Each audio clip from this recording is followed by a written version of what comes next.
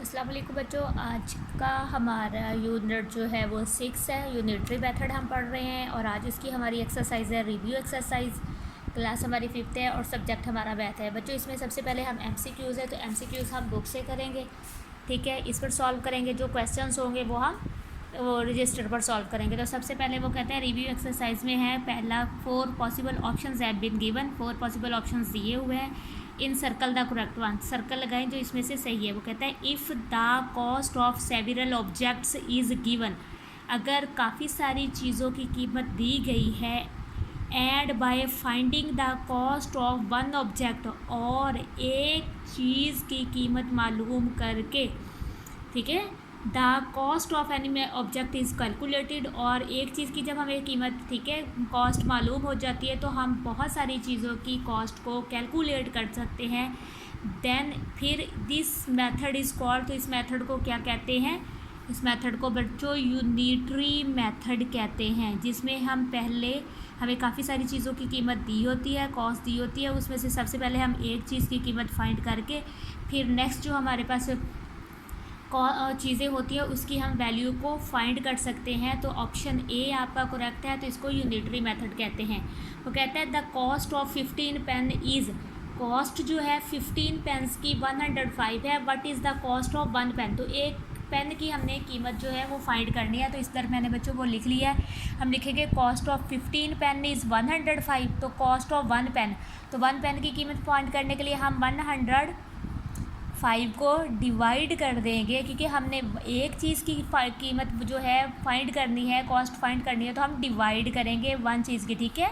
आपको याद रखना है जब हमारे पास बहुत सारी चीज़ों की कीमत दी हो, ठीक है, कॉस्ट दी हो, तो एक चीज़ की कीमत को फाइंड करने के लिए हम डिवाइड करते हैं। तो 105 को डिवाइड कर देंगे 15 पर, ठीक है। इस तरह से अब हम क्या करेंगे, 105 को डिवाइड करना है 15 पर, तो 15 का टेबल पढ़ते हैं। 15 का टेबल तकरीबन 7 पे पढ़ के देखते हैं, शायद आ जाए।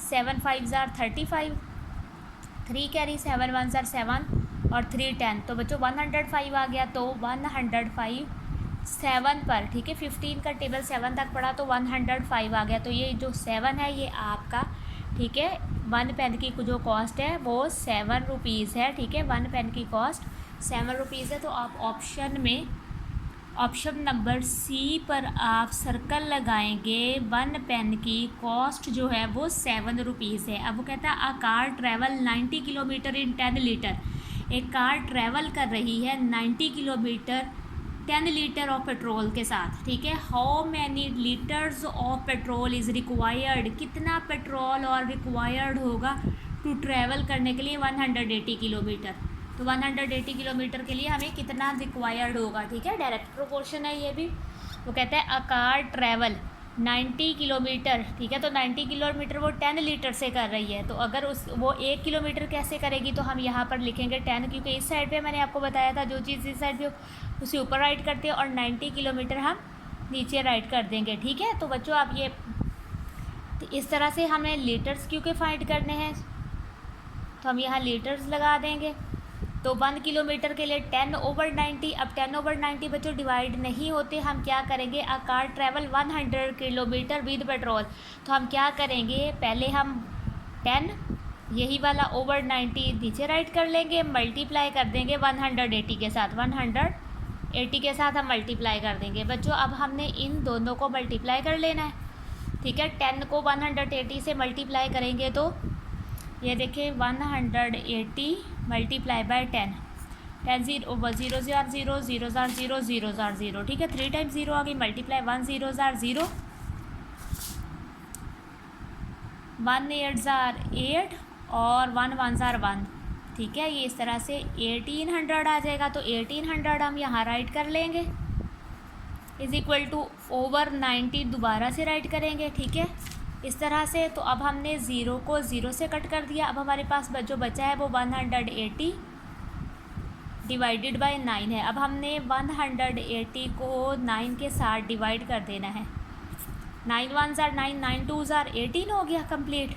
बच्चों 0 बची तो 0 ऊपर चली जाएगी, तो 20 लीटर हमें पेट्रोल और चाहिए होगा, ठीक है, 20 लीटर, इस तरह से। 20 लीटर्स पेट्रोल हमें और चाहिए, तो हम बच्चों यहाँ देखें हमारे पास जो ऑप्शन है वो ऑप्शन बी इज़ करेक्ट, ठीक है। 20 लीटर हमें चाहिए तो हम 20 लीटर तो ऑप्शन बी को सर्कल लगा देंगे कि हमारे पास 90 किलोमीटर थे 10 लीटर पेट्रोल से, और 180 किलोमीटर अगर होंगे तो उसको 20 लीटर पेट्रोल से, जितना ज़्यादा, ठीक है, किलोमीटर होंगे उतना ही पेट्रोल ज़्यादा खर्च होगा। तो ये डायरेक्ट प्रोपोर्शन है, ठीक है। एक की चीज़ की कीमत बढ़ रही है तो साथ ही दूसरी की भी बढ़ रही है। If the value of many objects, अगर वैल्यू जो है of many objects of the same kind, एक किस्म के ऑब्जेक्ट है उनकी वैल्यू जो है इज़ नोन, हमें पता है, वी कैन फाइंड, हम फाइंड कर सकते हैं the value of one object, ठीक है। तो हमें एक चीज़ की वैल्यू को फाइंड करना है तो बाय हम किससे करेंगे, एडिशन से, मल्टीप्लिकेशन, सब्ट्रैक्शन या डिवीजन से। बच्चों अभी मैंने आपको करके दिखाया, हमें ज़्यादा पेंस की कीमत पता थी, हमें 1 की फाइंड करनी थी, तो हमने डिवीजन मेथड यूज़ किया। तो हम यहाँ पर डिवीजन मेथड पर जो है सर्कल लगाएंगे ऑप्शन नंबर डी, ठीक है। क्वेश्चन नंबर 4 का ऑप्शन नंबर डी पर हम सर्कल लगाएंगे। ये भी सेम है, ठीक है, उन्होंने दोबारा से रिपीट किया हुआ है। If the value of many object of the same kind is known, we can find the value of one object of these by division method. तो इसका भी डिवीजन मेथड पर ही लगेगा, ठीक है। आपने ये देखना है, ये दोनों स्टेटमेंट एक जैसी हैं, तो डिवीजन मेथड पर ही इसकी ऑप्शन बी पर और यहाँ ऑप्शन डी पर हम सर्कल लगाएंगे।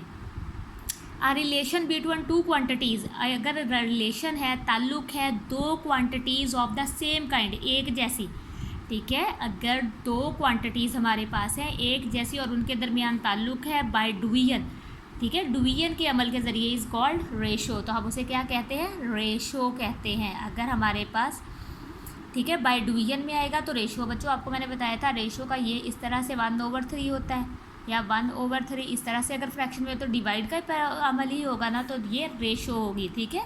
तो रेशो कहते हैं two quantities of the same kind जिनके दरमियान रिलेशन है उसे हम रेशो कहते हैं। अब ये देखिए, a relationship between two quantities, अब रिलेशनशिप है दो क्वांटिटीज़ के दरमियान such that if one increase, अगर एक इंक्रीज़ हो रही है, अदर ऑल्सो इंक्रीज़, तो दूसरी भी साथ ही इंक्रीज़ होगी।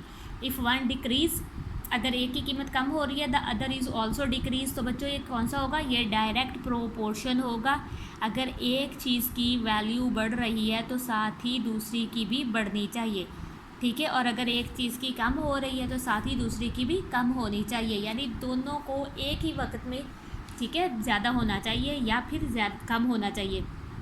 अब वो कहता है, a relationship between two quantities, अगर रिलेशनशिप जो है दो क्वांटिटीज़ के दरमियान है such that if one increase, अगर एक इंक्रीज़ हो रहा है और अदर डिक्रीज़, और दूसरा साथ ही डिक्रीज़ हो रहा है, तो वो इन्वर्स प्रोपोर्शन होगा। इन्वर्स प्रोपोर्शन में क्या होता है, अगर एक चीज़ की कीमत बढ़ रही है तो साथ ही दूसरे की कम हो जाएगी। जैसे नंबर ऑफ़ पीपल्स अगर ज़्यादा हो रहे हैं, ठीक है, तो काम जो करने का जो टाइम होगा वो कम हो जाएगा। लोग जितने ज़्यादा होंगे काम उतना जल्दी हो जाएगा, तो टाइम जो है वो कम लगेगा। इस तरह से मोर वर्किंग आवर्स, ठीक है, मोर working hours more work will be done, ठीक है। जितने ज़्यादा वर्क होंगे, ठीक है, जितना ज़्यादा घंटे होंगे उतना काम ज़्यादा होगा। लेस वर्किंग आवर, जितने घंटे कम होंगे lace work will be done, और उतना ही काम कम होगा, ठीक है। देखें, एक चीज़ ज़्यादा है तो साथ काम भी ज़्यादा हो रहा है, एक चीज़ कम हो गई है साथ काम भी कम हो रहा है। तो what kind of a relation is, तो इसको डायरेक्ट प्रोपोर्शन कहते हैं,